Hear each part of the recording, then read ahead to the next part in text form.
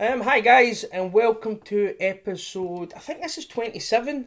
A beat to the punch. We've had a little bit of a layoff, but now me and Riku are bringing it back. Ain't we, Riku? This is us back for season two. Yeah, exactly. We full recovered from Campbell against Lomachenko, and all the alcohol has left our body and all the depression. So we're back at it. Yeah, I mean, I was just saying to you there. I was away for my father's 60th birthday. I've been away for the weekend, and I just can't handle this drinking anymore. I'm back home now, and I'm watching adverts on the TV, and I'm nearly crying, and I was like, nah, I just can't handle it anymore. Your liver's shot, but you've got 20 more years left if it's a James Tony liver. I honestly don't know how my dad does it. He was still sitting drinking this morning. I was like, oh, I don't know how he does it. I'm going to stop trying to keep up with that man because he's just a different kind of breed for me anyway. He's a Danny Williams of drinking. Still 10 more years left. That's it, man. Aye, but there was a load of boxing on last night. But as I says, I've been away, so I've been trying to catch up, and but I mean, wasn't it a great standard? So what we'll do is we'll talk about the big one for last night, and it was one that we've all been looking forward to, and it was just seeing how Alexander Usyk looked at heavyweight. Alexander Usyk's come back after about a year off due to injury and stuff. How do you rate his performance against Witherspoon last night? I think, I mean, he's obviously coming up to a new weight class. Um, Witherspoon isn't a particularly good opponent. I think he did what he had to do. I don't think it was spectacular, but I don't think a cruiserweight coming up is going to have a spectacular defense against a big heavyweight. Regardless of how good Witherspoon is, it just wasn't going to have that kind of performance. So I don't think we learned anything new about whether he's a better, whether he's a heavyweight that can contend with the top 4 or 5 guys. So I think it remains to be seen. But I wasn't particularly impressed, but I wasn't sort of either thinking that he's a terrible heavyweight. So I think it's sort of a wait and see type of fight. What did you think? He looked like a guy who had been at the ring for a long time, and although we know he's been sparring heavyweights and that, you can tell when he was in the ring, he still wasn't too sure. He still took 2 rounds, 2.5 rounds before he started putting his foot in the throttle. But I thought once he put his foot in the throttle, he looked like the usual Usyk. But as you say, Chazza Witherspoon, he's no a great opponent. And I think that Usyk also suffered for that. I think, it's going to be disheartening for a fighter when it's a last minute replacement that comes in, and you usually find this when last minute replacements get brought in that it can end up a wee bit, just a bit lame, a bit lame and a bit tame. It kind of takes that wee edge off it, and I thought that fight kind of felt like that last night. Now, I don't really know what happened with the stoppage. What did Witherspoon just decide they didn't want to come back out for the eighth? Oh, I don't really know what happened there. Yeah, I'm not sure. I'm not sure either. But I would have liked to see him fight against the calm, to be honest.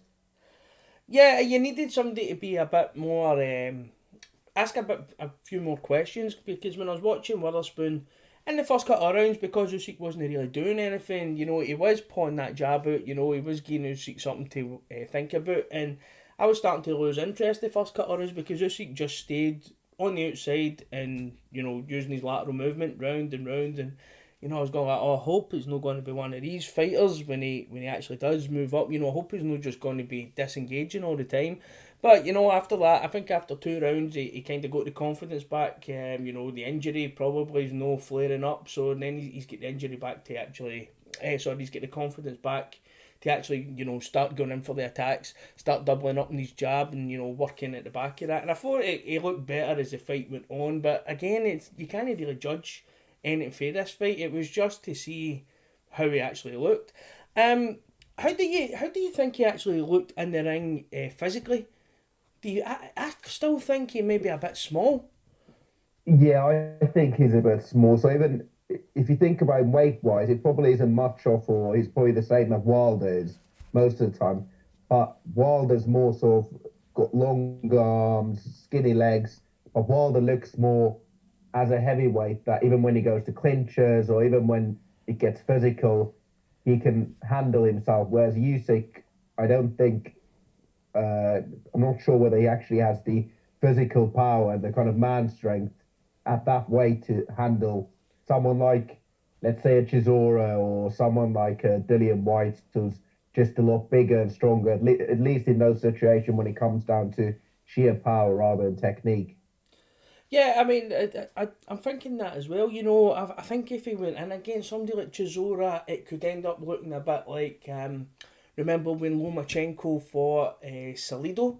And Salido, all Yes. right, Salido come in massively overweight and, didn't even try to make weight in that fight. But he just used this strength against Lomachenko and smothered him and just bullied him. He old manned him in that fight. And I think that Usyk could. I'm not saying this will happen, but I think looking at the size of him, he still looks really small in there, and I think against a bigger, better operator, he might start to find himself, getting old man in there. I think there's a danger of In that. in the post-fight interview or the sort of IFL clips afterward, I saw that he had quite a lot of bruising and he did get hit quite a few times. And what I just wonder is if someone like a Wilder, who he wants to fight next, hits him, can he take those punches? Because even in the Braders fight at cruiserweight, uh, he got hit quite a lot of times. So there's this sort of idea that Usyk is like Lomachenko, that's a very elusive guy, and you can't hit him. But in actual fact, there's nothing ever shown to me that you can't hit Usyk. Actually, quite the opposite. That he quite likes to trade, and he doesn't mind taking punishments. And when he goes up, against better heavyweight opposition, it will be interesting to see if he can actually take that power and how that will affect him in the ring. Because yesterday, what we didn't see is when somebody came back and hit him and it sort of, might have winced him or hurt him, how does he react then and how does he adapt? Because you think about the cruiserweights that have moved up, whether Holyfield and others, they've been able to find a way through, heavier punches and bigger guys. But with Usyk, we didn't learn that last night. Yeah, yeah, and I mean, with Usyk's lack of power, we suspect there's going to be the lack of power. It's really going to be that age-old thing where it's going to be power versus movement, And Yeah. do we think that we're going to see Usyk get any knockouts when he starts fighting like the top level guys? Um, I think it might come down to the conditioning of the top level guys. So even if you think about Parker against White, or White against Chisora, for example, those are two examples of fights where in the Parker against White fight, White was so exhausted towards the end that he just managed to barely hold on against the guy that moved well. And Chisora against White in that fight, Chisora was so exhausted that he got stopped and heavily knocked down. I mean, knocked out in that fight. So if he can negate their punches and make them work hard, some of the bigger guys, I'm not saying necessarily the top level guys, then he might have a chance to just stop them just based on the fact that they're so tired. See, the reason I asked that question is because, at cruiserweight, that is the ideal weight for Alexander Usyk, but he completed it, you know what I mean? But in there, he's always looking for the stoppage at cruiserweight. Now, coming up to heavyweight, I don't think that he's going to. I think he's going to have to change his style of fighting. Go longer, go to be a 12 round fighter all the time, you know what I mean? I don't think he can go into these heavyweight fights against the big guys looking for a stoppage, because I just don't think that he's got the physical makeup to hurt these big boys. But if you think about his cruiserweight record, he didn't. The only guy, sort of top guy that he stopped was Marco Huck, and then obviously Bellew, which was sort of a Bellew who was towards the end of his career. But against Gossiev, Bradis, Michael Hunter, Glavaki, he didn't stop any of those guys, even though in some of those fights, like the Gossiev fight, he was dominant for 12 rounds. So he's not the type of guy, anyways, that I think he necessarily takes you. So I don't think anything's going to change that much, if that makes sense. Yeah, yeah. Um, But how far do you think he'll go at heavyweight? Do you think he'll pick up a title? Do you think he'll be up there looking to unify? How far do you think that we will see Usyk push in the next couple of years? I think a lot of what happens in the heavyweight division will depend on Joshua against Ruiz too, because if Ruiz wins that fight, I think the belts will get fragmented. Or actually, well, if Ruiz wins that fight, there's a chance that the belts will get fragmented if they can't make a unification fight with Wilder. So I think he can win a vacant title, but I don't think he can beat any of the legit champions.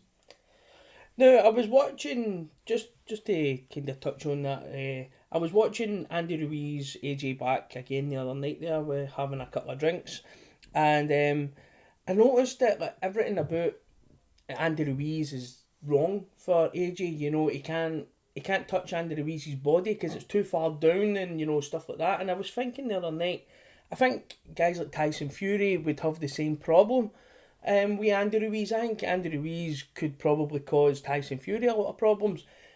But when you think about it, that Andy Ruiz would be tailor-made for Alexander Usyk. So Yeah. it's, you know, it's kind of like that. I think the Usyk will be a good addition because, again, he's a different style. You know, he's got that bit of slickness, he's got the boxing IQ, but he's also got it in there to, you know, he's got it in there to mix it up. And if somebody like Andy Ruiz can knock out Anthony Joshua and, you know, kind of cause him all these problems, then I think that, you know, if you were to put Andy Ruiz in with Usyk tomorrow, I would back Usyk every day of the week to beat him, you know what I mean?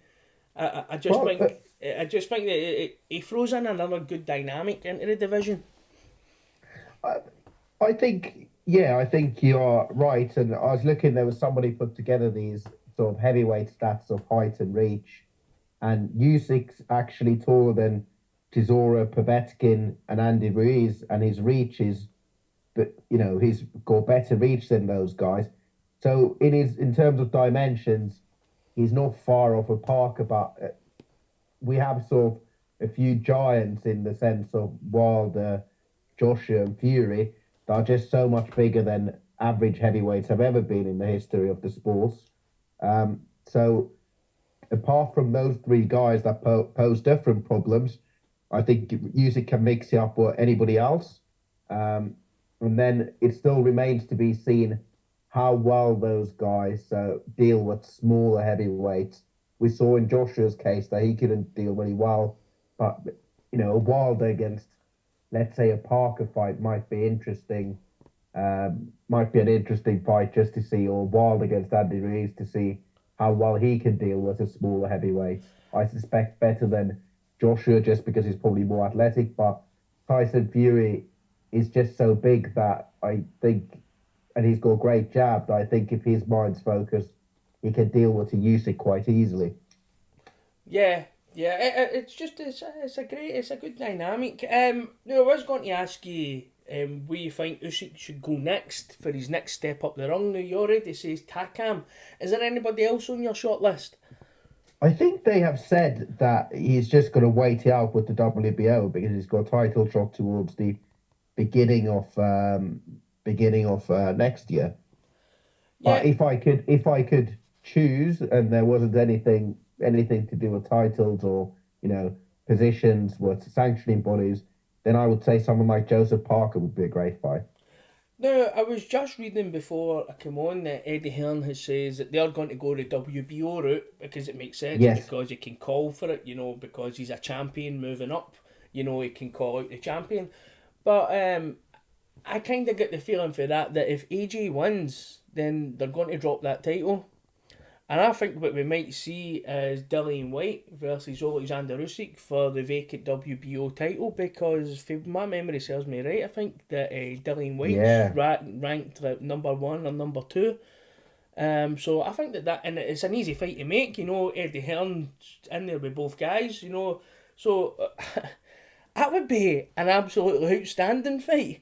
Because you would have the athleticism and the, you know, everything that you would want in a boxer, but he'll be small at the weight against a guy like Dillian White, who is just an absolute monster in there. You know, he's a big lad, he's a bully, You know, and I mean, White, we've learnt from the last year or two that he punches, you know, the lad can punch hard as well. So I think that, you know, if they're going to go that WBO route, I think that there's a strong possibility that could happen, that fight.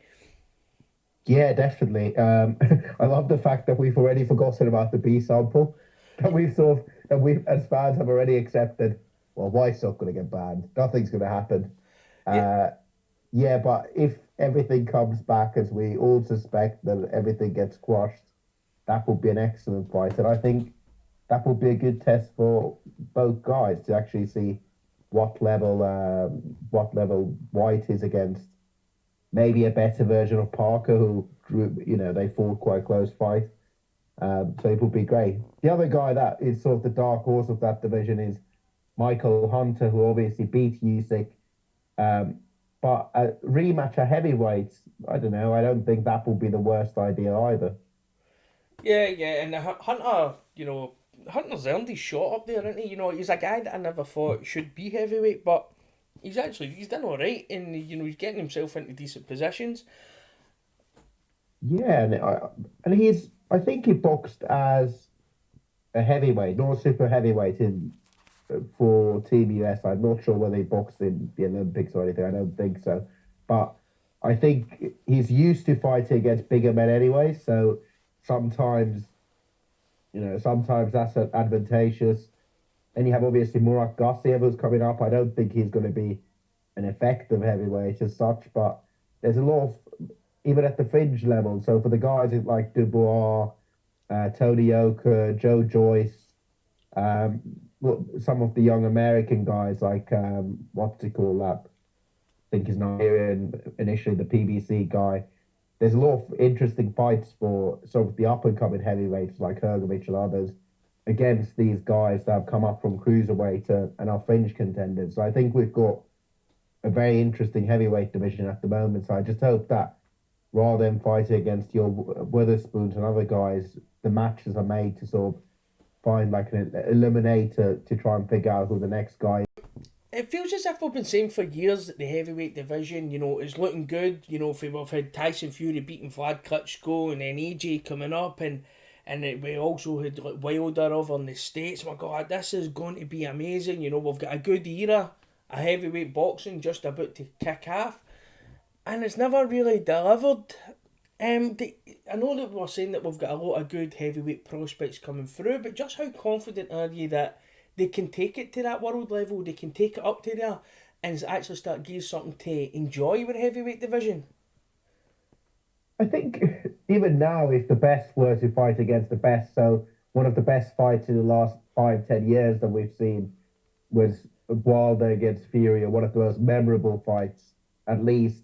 And I think any era is always defined by the cream of the crop fighting against each other, and we'll only know if the guys at the lower level sort of fight against each other. We find out who the next best guy is, whether it's Dubois or Hergovich or whoever it might be, and then the best fighter against the best. Because otherwise, what we'll get is, there'll be a lot of these mandatory defenses against your Kobanakis and these guys, and then the next thing you know is one of them gets beat by another Andy Ruiz, one of the top guys, and then one of the younger guys takes the title. So the eras aren't defined go up, it's by the top guys fighting against each other and us actually having those fights, because that's what we remember the days of Fraser, Ali, Foreman, is because all of these guys fought against each other rather than the fact that, Ali fought against your Oscar Bonavides and, Jimmy Ellis and all these guys. Yeah. Yeah, it just, it's just something that's got to me over the years that like we always expected with the two of the best heavyweights in the world come from the UK, and we are probably further away from A2 fighting now than we have ever been. Yeah. Just shit like that, and you get scared to be up. You get scared to be an optimist, if you know what I mean. You've been let down that many times that optimism starts to scare you when you look at the heavyweight division a little bit, like the welterweight division. Yeah. There's fights that make sense that they just look as if nobody's actually wanting to make them. Stuff like Yeah. that. But That's a perfect segue, isn't it, to the fight Porter against, or well, Spence against Porter. Well, that was it. That's where I was going to move on. Did you like how I tried to link that up there? Yeah, perfect segue there. Now, I know we're going back a couple of weeks now, but it was a great fight, a massive fight. And we weren't the only there to talk about it, so let's go back and let's talk about it. Porter versus Errol Spence Jr. Now, that was what this year's boxing calendar's been missing, wasn't it? Yeah, I mean, nobody thought that Porter would give Spence as much trouble as he did, and people wrote of Porter, and there was nothing to suggest that Porter would because he was coming off a controversial win against Ugas. But I think Porter's start, I mean, stars make fights, all that jazz that we always spout on about in boxing, but that was definitely one of those fights. And what I really enjoyed about that fight is how Spence adapted really well, and after a tough few rounds, and he managed to change his style, and then ultimately it was the knockdown that won him that fight. I mean, he could have scored it 1 or 2 rounds either way, or scored it a draw. I don't think anybody would have necessarily minded, but it was the knockdown that changed the course of the fight, and changed the judges' scorecards. But yeah, it was a great fight. Both guys really well conditioned, good build up, and I thought it was just an excellent sort of win from PBC. And I think it really proved that Spence is becoming a pay-per-view star in the US. If you are to believe the numbers, that over 220,000 buys or something like that. So Spence on his own is a big draw in that division, and that was a fight that if you paid your money to watch that, you'd be very happy that you have done that. Yeah, I think it was very smart matchmaking for Al Heyman. And I also think that, as you says there, like nobody expected Sean Porter to give Errol Spence that good a fight. Ask all these difficult questions of him and actually test his chin. Nobody's tested his chin so far, not even Kell Brook. But why did nobody think that Sean Porter could do this? Because nobody gets an easy fight against Sean Porter. I think the worst I've ever seen Sean Porter was when he fought Kell Brook. And, and don't get me wrong, he has had a couple of, Yeah, boring fights and fights he just doesn't come off.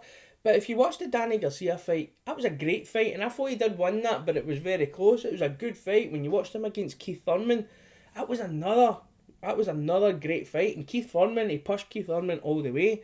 And if anything, I actually think that Keith Thurman probably done a better job against Sean Porter than what Errol Spence did. That best version of Keith Thurman. So, I mean, it wasn't any surprise that Sean Porter was going to come in and ask these questions and, drag him into a dogfight. I loved how the first 3 rounds, Sean Porter was trying to get in about Spence.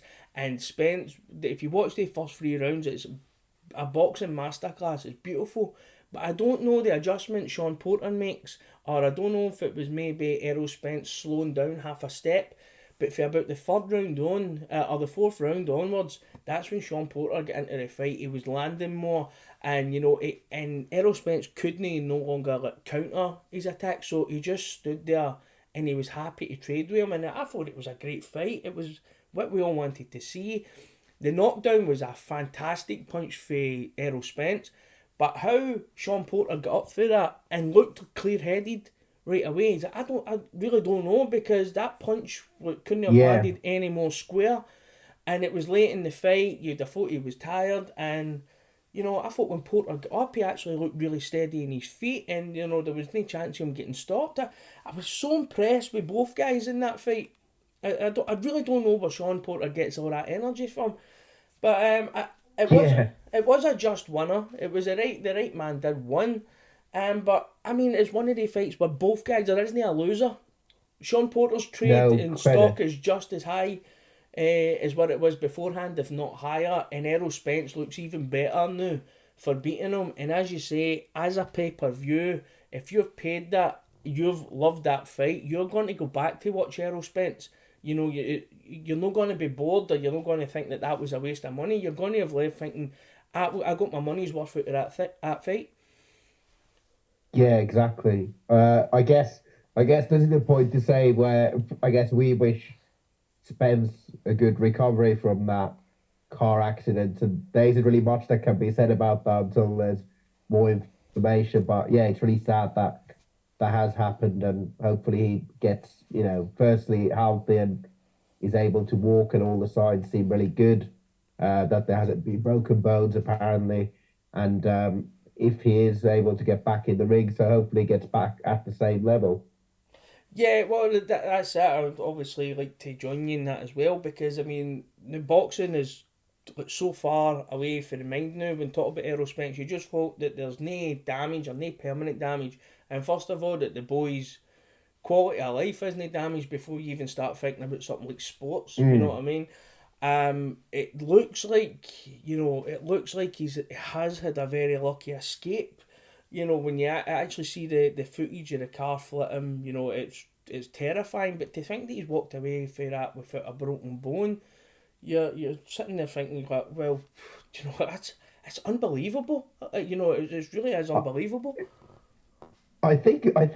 Ironically, supercars like his Ferrari are actually designed for that. So if if not designed per se, but he's better off being in a car like that than he is in most cars, because if a car's going to be spinning like that or whatever we saw in the footage, you're better off to be in that car than most other cars. So in that sense, he's been incredibly lucky, but a car like that probably did protect him more uh, than a Toyota Prius or anything else. Yeah, yeah, no, and it would be really bad taste to talk about what's next for Errol Spence Jr. or even to like mention the Terence Crawford fights. Like, it would be really bad taste. So Yeah. let's move on to the other side of the coin, and it would be Sean Porter. Now, as I say, Sean Porter's stock is massive there. What do you think? What fight do you want to see Sean Porter chasing down, mate? If there wasn't any, there wasn't any of this nonsense between the Top Rank and PBC, him against Terence Crawford would be a great fight, because Terence Crawford is a 140 fighter that has come up and in force of 135, and someone like Porter's style and that sort of rugged style of coming forward, putting pressure, using your head and elbows, it would be a great test for Spence, but I don't think that's sort of realistic at all because it probably isn't going to happen. So I don't really know who he could fight against. Another fight against perhaps someone like Mikey Garcia, that might be interesting. If Mikey Garcia wants to still fight at 147, or if he goes down, or even a fight against someone like Manny Pacquiao might be interesting at this point. Yeah, well, I don't think Manny wants that work, but that would be a great fight. But I don't think Manny at this stage wants that kind of work, because as was just spoke about, nobody gets an easy time against Sean Porter. Whether you're the most skilled or no, he finds a way to equalise it. He brings you into his kind of fight. So, but you know. There's no really any options out there for Keith Thurman just now. The last time we seen these two guys, it was a great fight, another fight of the year contender. I mean, Didn't Thurman? I think I read somewhere that he's having another operation, so he's going to be out again for a bit. uh, Not for too long, but I think he's going to be out for at least until not mid next year, but in the spring or so. So he's not going to be back at least early next year. yeah, and in the ring after they announced the winner of the Porter Spence fight, it looked like they were bringing Danny Garcia in, and he was going to start being wheeled out next for Errol Spence. Yes, Again, that fight between Danny Garcia and Sean Porter, that was very enjoyable as well. So again, there is good combinations with the PBC at 147, and I think, as I said, with that Sean Porter wouldn't have lost any fans the other night here. If anything, Sean Porter's stock will be higher coming off of that loss than what it was getting into that fight. So I mean, there's great options there. I think if there's a way to lose, that's how you lose a fight. yes. I mean, there is if you think about the welterweight division, there's the main guys for PBC, so your Porter, Spence, Pacquiao, Thurman, Danny Garcia, and then on the top ranked side, you have Crawford. But outside of that, you don't have that many big names. You've got your Broners and Josecito Lopez knocking about. Then you've got your prospects like Virgil Ortiz Jr. and Jerome Ennis. But aside from that, when you're looking at guys stepping up from 140 or guys stepping up to, light middleweight, there isn't really that many names out there. So it's tough because for someone like Porter, who's fought against most of the guys, so he can only sort of step up and fight against these prospects, or then he can fight another fight against another tough contender name like Josecito Lopez, and then see what's out there after that.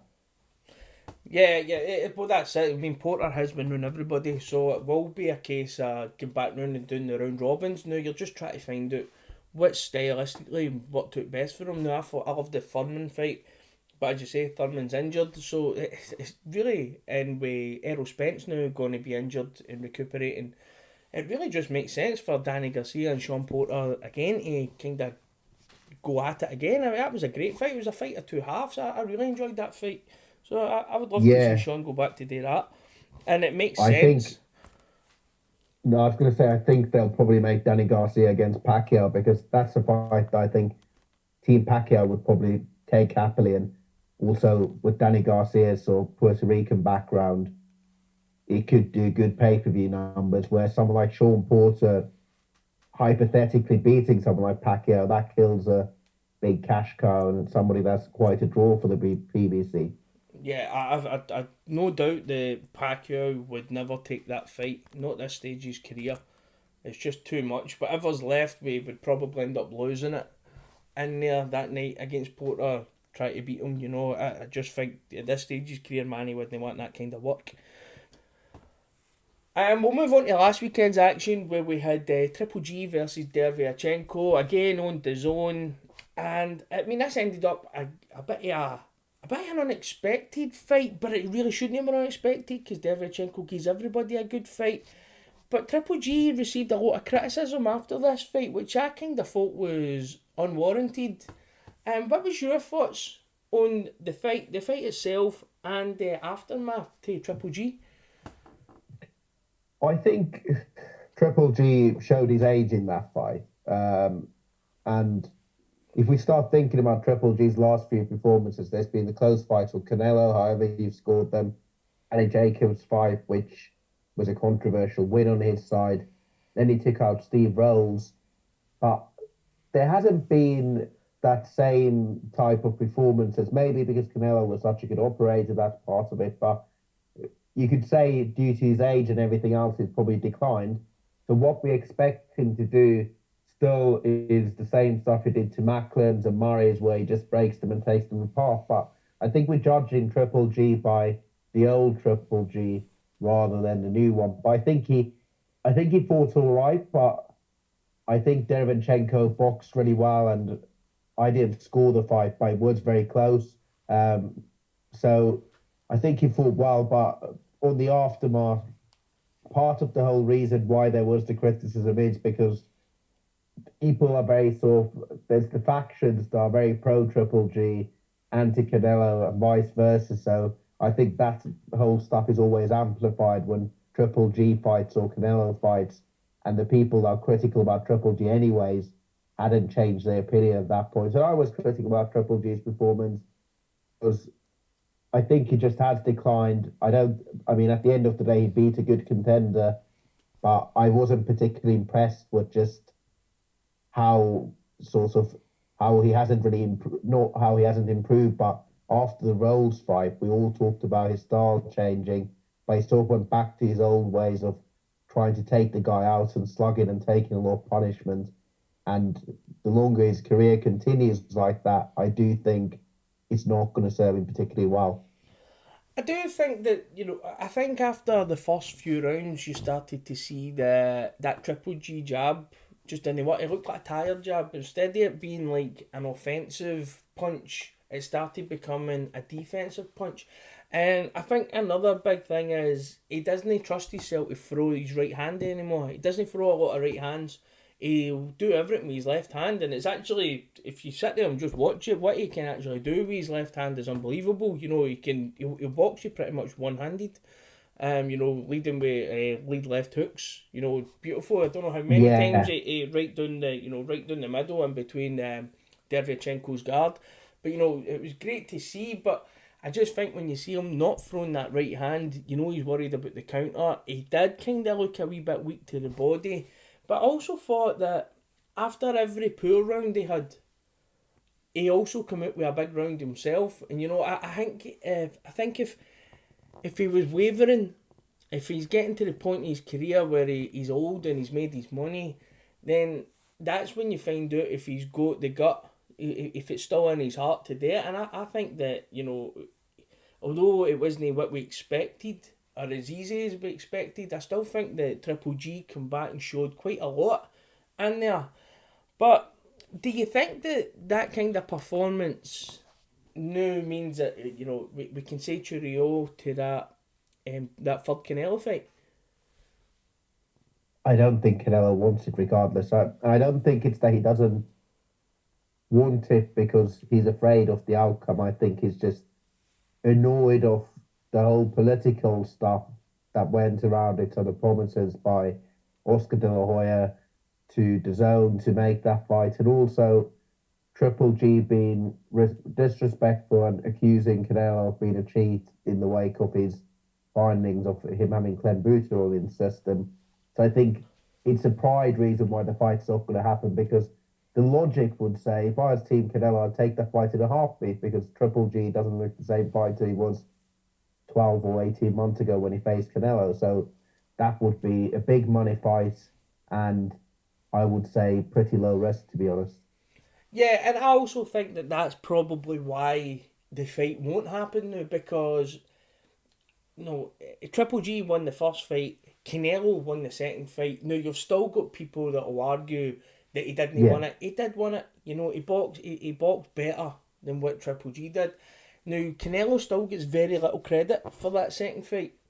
And I think that Canelo would think to himself, what is the point? Because if I go back and beat him after that performance against Dereveyachenko, he still won't get any credit, because now it's all you've beaten old.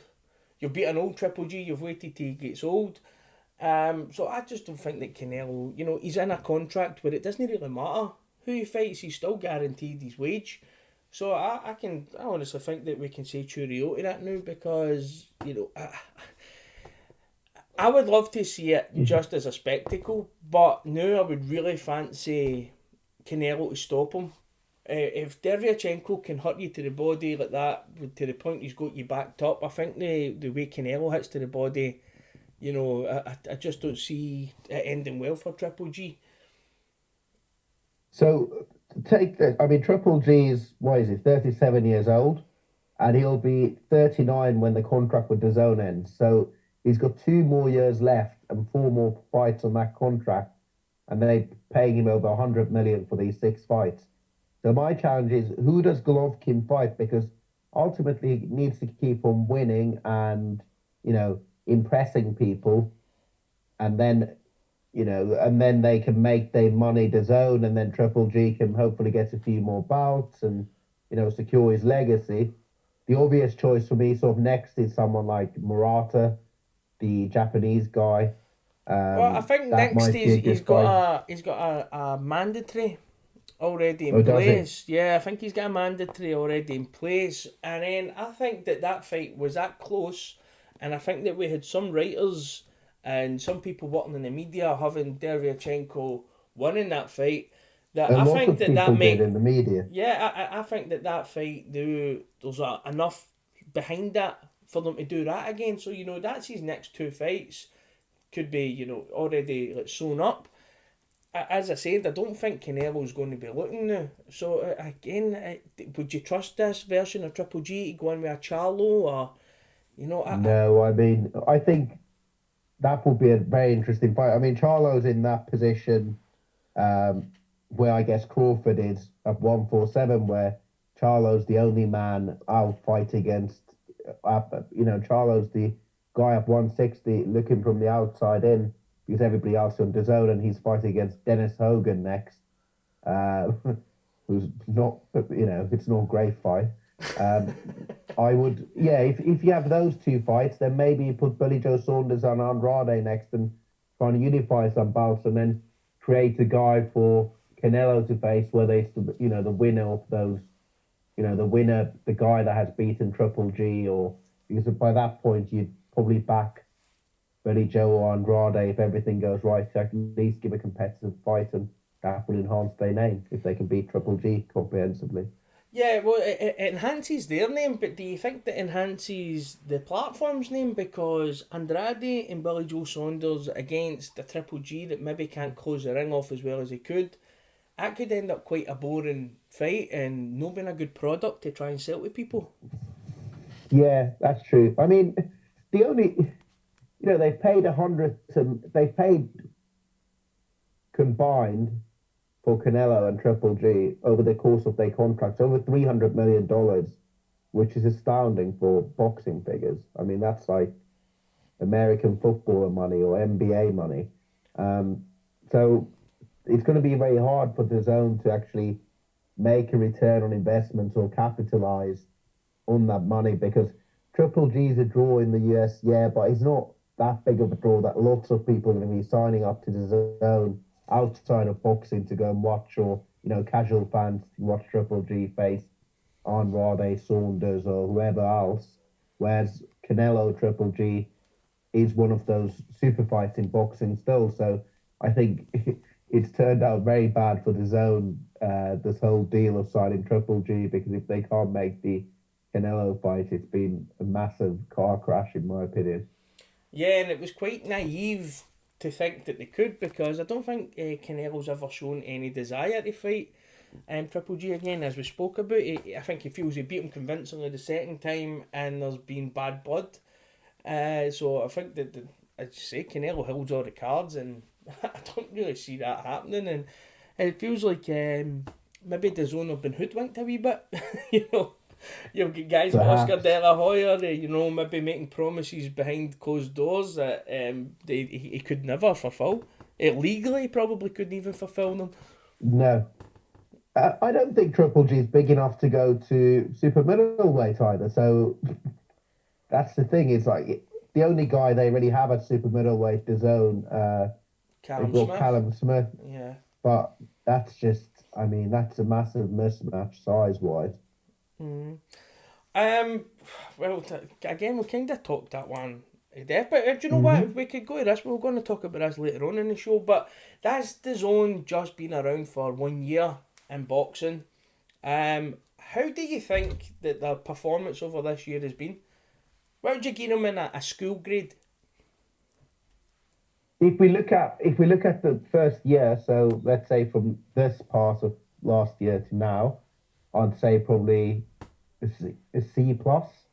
So they've attracted some good names onto the platform.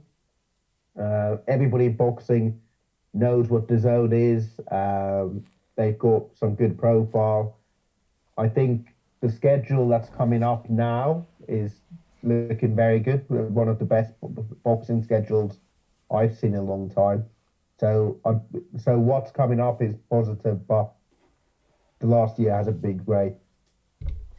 No, I would be about the same. It's a C plus. I think the zone have saved the second half of this boxing calendar, because there's very little else happening that's worth talking about on any of the other many platforms out there, for the rest of the year. But where do you think it needs to get to for 2020, to compete with your PBCs and your top ranks? Because when I look at the year top ranks had, they have they have got an F. For me, top rank this year has got an F. So the zone have got to, when did they start becoming a more serious player than Bob Arum and ESPN? Sorry. I think with Top Rank, you still do have what Top Rank has is the names in Lomachenko and Tyson Fury. Wilder will be a big fighter. That's across PBC. Top Rank fight. And the PBC obviously has made a lot of their fights. I think with Top Rank, they still relying quite heavily on the Eastern European talent, some of the Olympian talent that they have. But DAZN ultimately needs to look 2 years ahead, and they need to be signing good prospects. So they've done that by signing a few US guys. Yeah, they've got the But boy what they need Haney to, and stuff like that. Guys that are going to make a name for themselves in the future.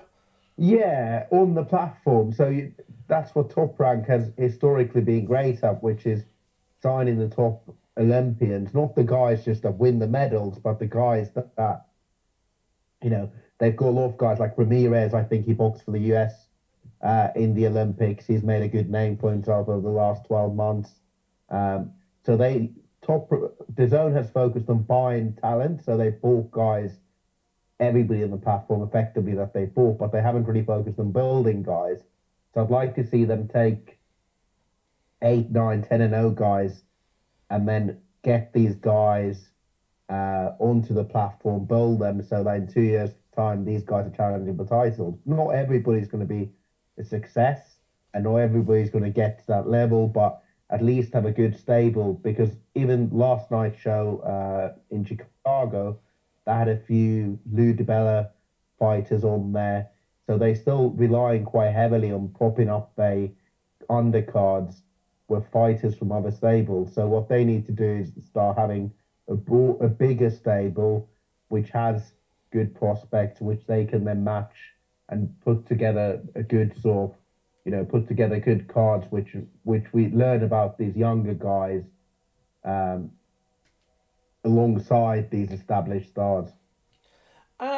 I personally think the zone's been good for the. I think they've been a great addition, but they've been a great addition for me because I watched the zone cards on Sky Sports, which is on my TV with a remote control and a digibox.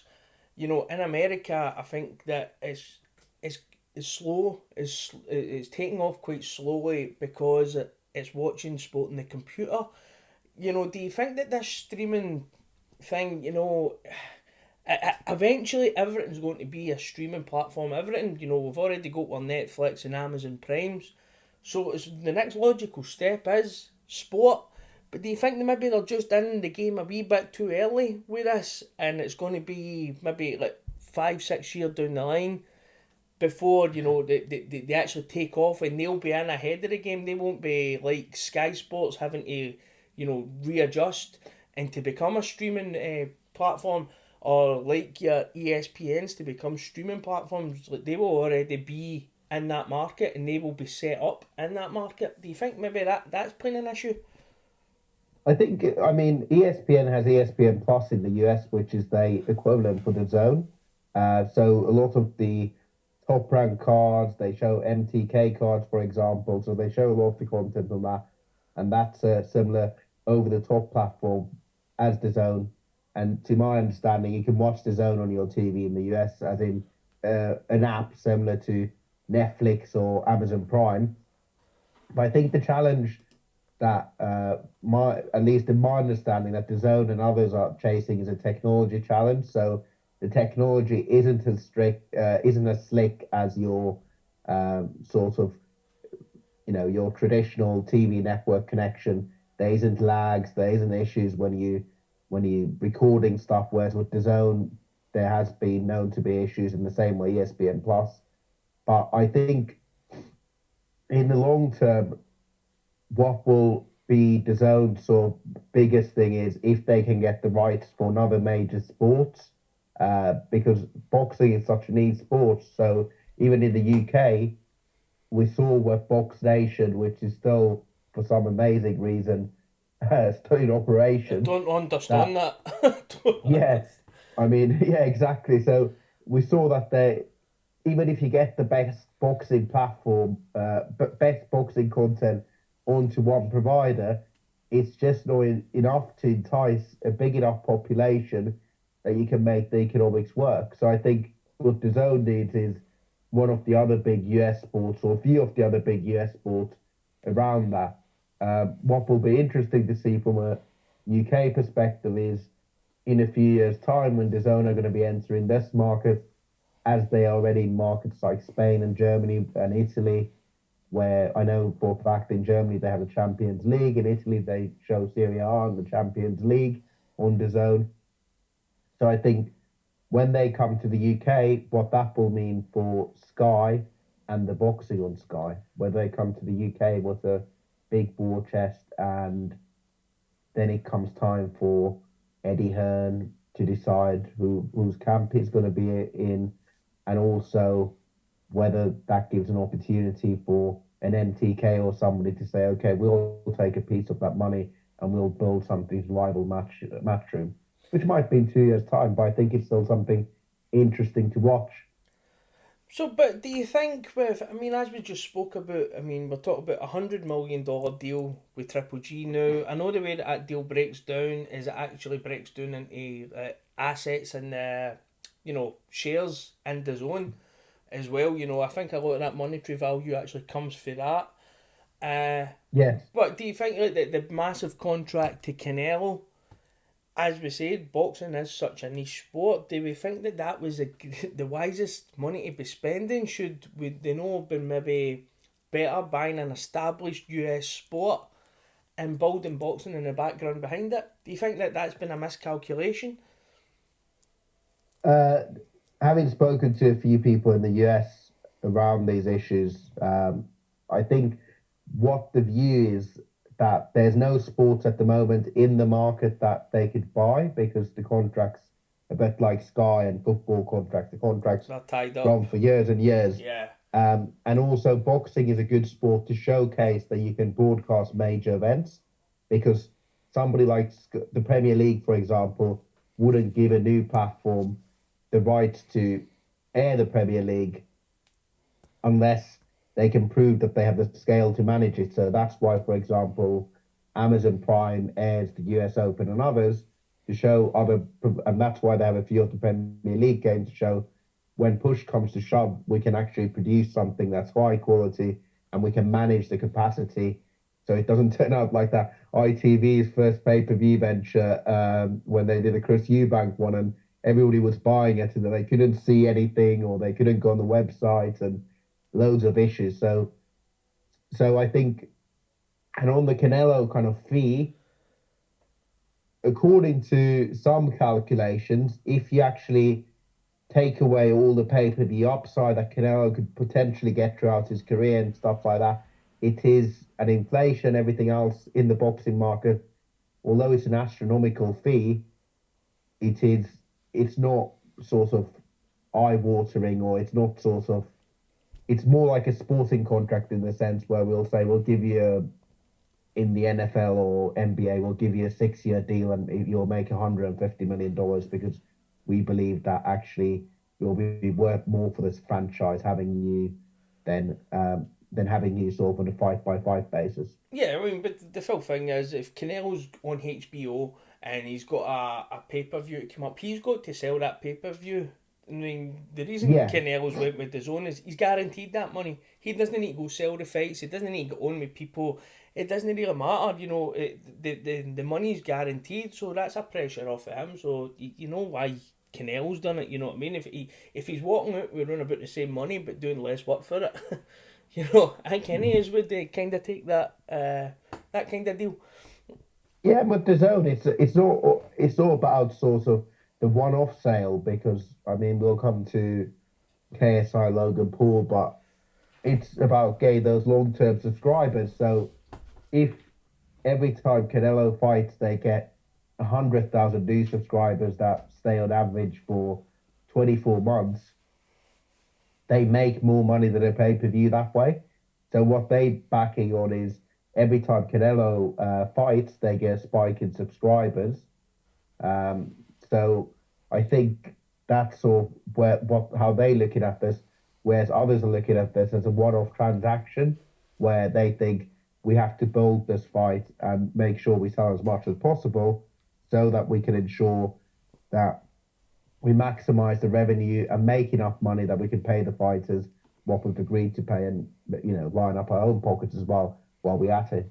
Whereas every time for DAZN, it's sort of a long-term thing that if we put the marketing behind this and we put good fights on the channel with Canelo, who's a bona fide star, the biggest star in boxing, then what we can do is every time we'll get more subscribers and more subscribers, so it builds and builds.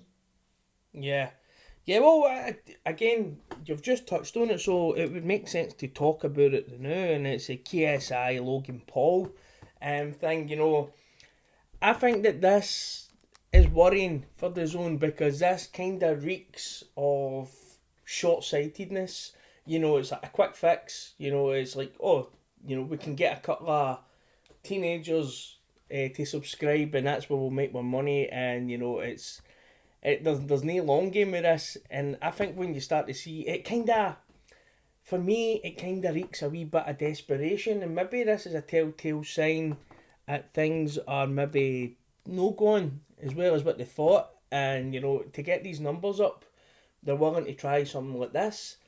What do you think about, first of all, DAZN taking this fight on? And second of all, what do you think about this fight in general? Because, it is getting a lot of media attention. It's on a massive platform. It's got Eddie Hearn involved. But at the end of the day, it is really just two trolls for the internet meeting up for a square go. It's for me, that's all it really is. So I know I've kind of bombarded you with three questions there, but what do you think about it being on DAZN? Do you think this could be a telltale sign they maybe need to get a wee bit more money, or they're willing to try different things just now to get more subscribers on? Yeah, I think they definitely wanted to try different things, and ultimately they don't. There's a few different facets. So DAZN don't care, even if there was, the darts wasn't DAZN and that brought more subscribers, they wouldn't really care at this point because they just need subscribers. So I think it sort of perhaps hurts the credibility of it being the home of combat sports as a network. But I understand why DAZN are having it. But the only reason they're actually having it is because Eddie Hearn's promoting it. It was DAZN's promoter. And I don't personally think that it's good, it helps grow boxing, because if we had a tennis match with celebrities and we put real tennis in the few tennis matches before that, it doesn't mean if I like these celebrities and watch these celebrities play tennis, I'm going to watch the tennis before that. People are only going to tune in for the main events. They aren't going to care about Billy Joe Saunders or Devin Haney, and it's not going to grow the sport. If anything, it makes a bit of a mockery of the fact that anybody can get in the ring and have a fight, and it's sort of big network, because nobody tells us that the charity football matches they do for whatever World Aid or whatever stuff they do them for, those charity football matches. Yeah. Where Gary Barlow and others are playing. Yeah, even Boris Johnson. Nobody tells us that that's a serious football game. Even if you have David Beckham playing there, nobody tells us that's top standard stuff. And even though it comes on Sky Sports, even they aren't hyping up and saying this is a serious game, right? Yeah, exactly. And the fact that this is no a professional bout, there's no head guards in there, that kind of flags up major flaws in boxing, that two internet YouTubers can just turn around and say, I am going to be a professional boxer, and tomorrow I will be a professional boxer. And do you know what? These guys are going to have a pay-per-view event, which it's madness. But I always laugh because how many times do we hear boxers say, you don't play at this sport, you don't play at boxing, when we've got two guys going to make a hell of a lot of money, and that's exactly what they're doing. Yeah, the guys, credit to them for building this followership and creating enough interest, but I feel that boxing's a cheap troll that they're using for their own gains. And also, from Eddie Hearn's perspective, he's using this to line up his own pockets and just to try and capture a new audience. But this is, I guess, the problem with boxing, that nobody pulls for the sports. Everybody's doing it for themselves. So as much as we've been spun this lie that this is going to be helpful for boxing, I don't think anybody believes it. And also, I hope that the boxing media stop covering this as a proper event and stop going to the press conferences with Logan Paul, KSI, trying to get interviewed with. So I saw for example, IFL in the backstage with Logan Paul trying to get an interview, asking about how's camp and all this stuff, because they are doing it to get more views for their channel. Whereas, when we have charity football games, you don't have Matthew Syed and all these other football and sports journalists covering these as serious events. Well, I'm actually looking forward to seeing that. Is it KSI or KSL, whatever the fuck he's called? I'm looking forward to seeing him because I heard him a short 5-second clip where he was asked about who he bases himself on, and Lomachenko. It's Lomachenko and Mike Tyson. So there's two fucking good styles. You know what I mean? So I take it. Let's hope that he's got Lomachenko's. Styles are nothing like each other. Yeah, let's hope it's Lomachenko's footwork and Mike Tyson's, kind of bobbing and weaving. It looked fucking bizarre when he's making that U shape with his head of Mike Tyson, but he's doing the ballet dancing of Loma. But do you think that there's with Prince Patel walking one of them out, honestly? But do you think that there's I know that it's a joke and it's been seen as a harmless joke, is what the problem is. Do you think that with these guys getting in there and they've not got the head guards on and they will be using lighter gloves? Because I don't believe that these two guys are the same weight anyway. There's a big fucking size difference there. Do you think if the unthinkable did happen and somebody got seriously hurted, do you think that there's a lot of people's going to need to look back at themselves and, again, they're taking big risks in there? Taking big risks, putting two guys in there that don't really know what they're doing, without the protection of head guards and without the big gloves on. Yeah, I completely agree that it does make a mockery of sport. And I believe that the reason it's in the US rather than the UK is because the board in the UK, although we criticise them sometimes for different things, but I think the board here are quite stringent in who they license compared to some of the US boards. So I think the board here wouldn't be licensing them as professional fighters. So I think that's the reason it is. But imagine if one of them gets ironed out and ends up in the hospital, and that's watched by all these kids. And the next thing you know, parents want boxing to be banned because it's brutal. And the sport goes back to the days of when, the sport was seriously, at least in the UK, fighting for its survival because there were so many people trying to ban the sport. Yeah, that's it. I mean, it wasn't too long ago that boxing was really something that happened in the shadows, away from the mainstream media and stuff. The coverage it gets now, I mean, it's mad to think. I mean, what, you're talking 15 years ago? I mean, when I was a kid, you never got stadium fights or big arena fights. It was like every fight, whether it was, the best guys in the country I know, was like small hall, what we would still class as small hall just now. Yeah, exactly.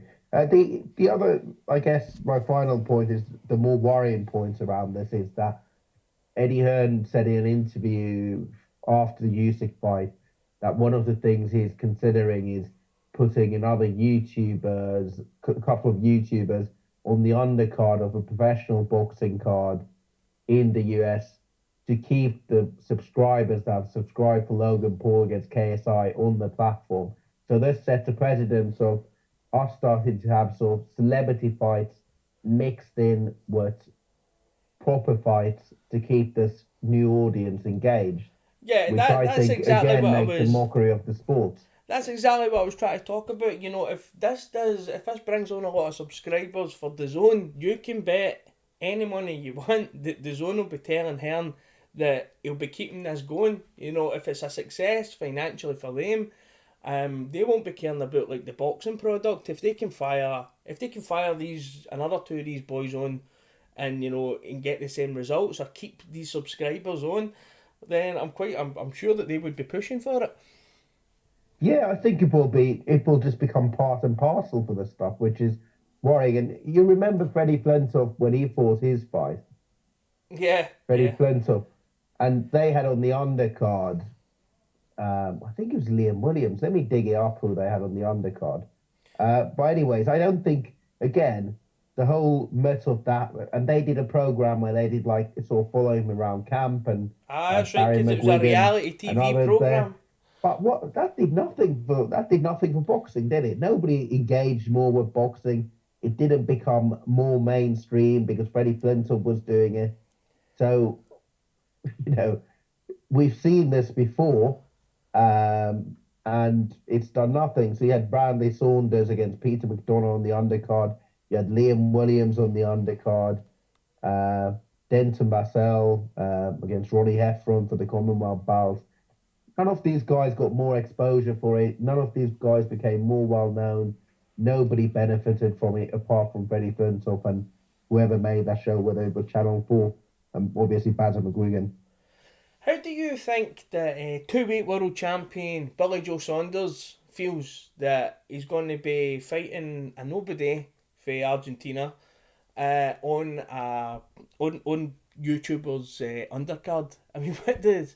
I mean, I says yesterday that Billy Joe Saunders' career, when you think about it, has been a bit of a joke. When you think about the talent of the guy, this has got to be close to the punchline of a joke. You know, when he's fighting, he's a two-weight world champion, regardless of what you think about him, and he's on these guys' undercard. That's one hell of a kick in the fucking teeth. I think he would. I genuinely think that he's happy to be on there because they'll probably pay more. He's fighting against a nobody, well, isn't he? Yeah, Caracas or something like that, yeah. So fighting, let's say, on this Usyk undercard, versus third down the bill, fourth down the bill, versus fighting on this and earning 3-4 times as much money. I don't think he really cares, to be honest. Yeah. But, you know, he's not the kind of guy, I think, that... You know, he's not the kind of guy... He's been on Frank Warren for a while. He's now happy to take the money and kick over until he gets the big fight, and he'll probably end up cashing out at some point. Yeah. But I think while we're still kind of talking about this, you know, the bit of the joke that's happening in boxing, you know, the kind of embarrassing side. What do you think about Nigel Benn's return to the ring?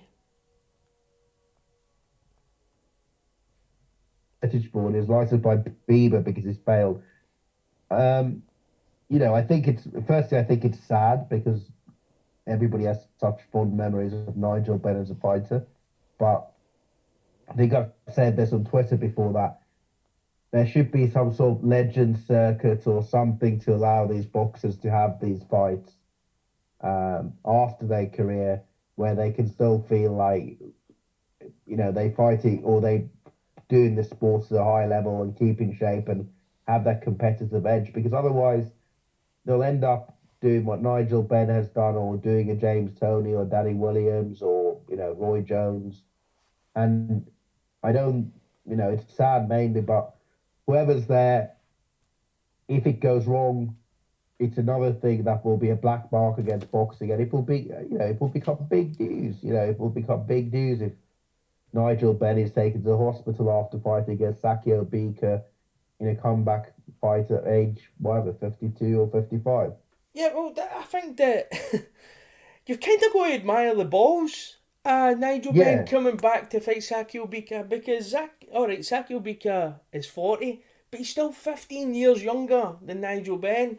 And Sakio Bika was fighting in competitive fights at a fucking high level right up to like a couple of years ago. So, I mean, as I say, fair play to Ben for actually wanting that fight. But, I mean, that's, you know, again, I think that there's a lot of people flirting with risk. That, you know, that they're playing the risk game with somebody's health and somebody's life. And, you know, you can only do that so many times before you eventually get burnt, you know what I mean? There's only so many times you can do that before it ends up catching you. And I think that this is... it's that much of a freak show that I'm actually a wee bit intrigued by it myself, but then again, I don't want to support it either. Do you know what I mean by that? Yeah, I'm completely the same. I want to watch it to see what happens, but I don't want to be supporting it because that's the reason why it happens. Because I think actually I wouldn't be surprised if it does all right numbers. Well, see, but the thing is, could you imagine Nigel Benn comes out at 55? I mean, don't get me wrong, the guy is in tremendous shape. You always see him as, he does keep himself fit. It's not as if he's just decided overnight to do this. Yeah, he has, anytime you've seen him over the past 10 years, he's in great shape. You know what I mean? He's always in the gym. But I don't know if I want him to do so well in this because he might end up with these illusions that he can Yeah. mix it. You don't know really what's in his head. Does he know that he's 55, or does he think that he's a second coming of Bernard Hopkins? Do you know? Well, he called himself Nigel Benjamin Button Ben, which doesn't even rhyme, but he does call himself that. But have you seen that video where he's with Conor Ben and they talking about it? No. Well, it's quite interesting because I think Conor Ben sort of, he knows that he can't stop his father from doing it, and he's not clearly encouraging it either. I think it's one of those where I don't really know what the answer is unless boxing finds a way to keep these guys fighting in some sort of boxing legend circuit where maybe they have head guards and bigger gloves, Yeah, and have them like regular brain scans, and then they could do sort of tours around the world, the something like Harlem that, just to Globetrotters keep of them boxing. competitive. Yeah, you have them like the Harlem Globetrotters of boxing. It's more like Yeah. or like you see, they do it with football. Well, they do, the yeah, seven-a-side exactly. games and the tournaments go around the world. As a matter of fact, it was in Glasgow not too long ago. Is it Super Sixes or something like they call it? I can't really remember, but definitely that's the route they should be going because Nigel Benn took a hell of a lot of punishment over his career, and I mean Exactly. to think that he's going to be getting in there at 55-year-old without the powers of recovery that he's going to have as a young man. The more you think about it, the more you go. At some point, somebody's going to just, a bit of common sense is going to come, but it doesn't seem to be coming. There's nobody just stepping back and saying, listen, I know that you want to go back, but this can't happen. This can't happen. But the fact that it can happen is quite worrying. But then it's double standards because Eddie Hearn isn't legitimizing that fight and he's being a bit critical. But again, these are two guys that have fought most of their life, although they're old. But then people are vilifying that. But then the same people that are often vilifying this fight are saying that KSI Logan Paul is good for the sport. It's fine. It grows the audience. Yada yada. So I think it's quite double standards because all of this stuff, in my opinion, is bad for the sport, and all of this stuff is dangerous for the participants, and does nothing for boxing. It's just another freak show. And you don't want somebody coming in and thinking that is Nigel Benn. Nigel Benn was a great fighter for this country. Nigel Benn and Jerry McClellan, that fight, what Ben went through in that fight, and how he managed to get the win after the way that fight started. That's what you should remember about Nigel Benn. That's the Nigel Benn that you want to remember. You don't want people, guys that maybe like casuals to the sport and this is their first experience of Nigel Benn. This is going to be like their first time watching him. That there's also that. I think that you could there's a danger of ruining a legacy as well. I think there's a real danger of that. You can become a bit of a joke, is what I'm saying, yeah. Yeah, and guys, even like Hatton coming back, he did a lot worse. No, he didn't do a lot worse, but he was sort of, Hatton had been out for a few years and had similar issues to Nigel Benn and was fighting, coming back arguably in half decent shape and had trained well. And even he got found out. I would understand if they would put a tomato can in front of Nigel Benn or someone that's a knockover job, but fighting against Sakio Bika, he's a pretty serious guy, even though he's old. It's not like he's fighting against somebody that's an easy fight. It's mad to think that Sakio Bika is 40 years old and he's coming in 15 years younger than the guy he's fighting. Yeah. I don't think, has this ever been the case? Has this ever been the case in boxing when you're sitting they're retired and you're still like there's still like somebody's full career an age gap between you. You know. Exactly. But you know, my hangover's starting to kick back in here, Riku. I've got the splitting headache, so I think we should just finish up with. We've seen that the Hall of Fame nominees for 2019. You know, it's quite a good list, a really good list. You know, we had Cal Froch Yeah. on there. You know, we've had Juan Manuel Marquez, Ricky Hatton, Bernard Hopkins. You know, there's some great fighters on there. So, who was your? We'll go for five. Who was your five? Who would you shortlist into a list of five or three, whatever you want? Yeah, I mean, didn't they change the rules? So they changed them so that you only have to be retired 3 years. Isn't that correct? That's Yeah, why the list is so yeah, that's why it's comprehensive. so massive now. Yeah, yeah. I mean, there was even is it Malvinas is on there? What do you call him? Argentinian boy. Because I was thinking about having him on my short list.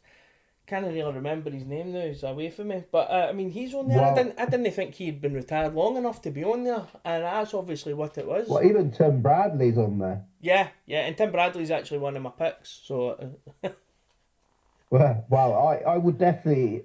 The definite ones are Hopkins, uh, Mosley, and I'd probably say Marquez. Those are the definite ones that I think. Do you have those guys as well? yeah, well, I'd made a list of five, and they were B Hop. We had Tim Bradley, Yeah, Juan Manuel Marquez, Ricky Hatton, and Vinny Pazienza. Now, Vinny Paz for what he came through. yeah, I would have Vinny Paz as well. Exactly. Yeah, you know, you've got to take in the adversity of what happened to Vinny, and yeah, I would have Vinny on there. But if we're going to we'll take it down to three for fun, because it means I need to cut somebody out. So, Would you have Shane? Would you have Shane Mosley on there? you know, I had Shane Mosley on and cut him out for Ricky Hatton. I would. Yeah, I would have. Yeah, Tim Bradley. I'm not so sure about. I just don't. Yeah, I'm not. I don't think. I like the idea of Vinny Paz. So if we have, well, Froch. Froch was another one, but I thought when it was Mosley, Froch, and Hatton when I come down, because the thing is with Tim Bradley's, even when he was fighting, you either liked him or you hated him. You know, he was Yeah, one of the people, he divided opinion. But Tim Bradley became one of my best fighters, my favourite fighters to watch after that Provodnikov fight, where the punishment he took, and I've watched him recover through the TV where he had to go and learn to speak again. And you know, I think even just that memorable fight, and then his fights against Pacquiao, which again was probably why he gets a lot of shit. You know, if I'm going to cut somebody out, I probably would cut Tim Bradley out. no, And you don't have to cut it. You don't have to cut anyone. I would probably go for. I'd have Mosley, Marquez, Hopkins, Vinny Paz, and I'd put Froch in because he's one of my favourite fighters. But I do understand why people wouldn't necessarily have Froch because he was never the best 168 fighter until Ward moved up. But then again, he fought everyone, he beat everyone apart from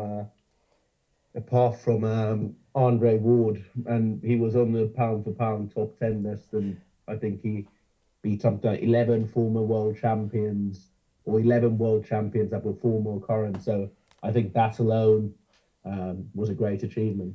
yeah, and I mean, when you actually think about Cal Froch, you would never put Cal Froch down as, you know, the most skilled fighter, or, you know, like, there was better fighters about than him at the time, but I don't know where Cal Froch used to find this extra gear at times, and, you know, how he used to be staring defeat, like against Groves, or was it, who was it he fought in the Super Sixes when he knocked him out in the 12th Oh, round? Jermaine Taylor, Jermaine last Taylor, round, yeah, yeah, and you last know, minute. and Froch was in situations like that quite a lot, and he managed to dig it out, and you go, I don't know, that guy is elite level, you know what I mean, but he shouldn't be elite level. It's mad. There's just something extra Yeah, in he's Frotch. quite basic, isn't he? He's Yeah, quite basic as a boxer, but I think he's somebody that was deceptively good, and ultimately he was just a hard man, wasn't he? yeah, yeah. It really was.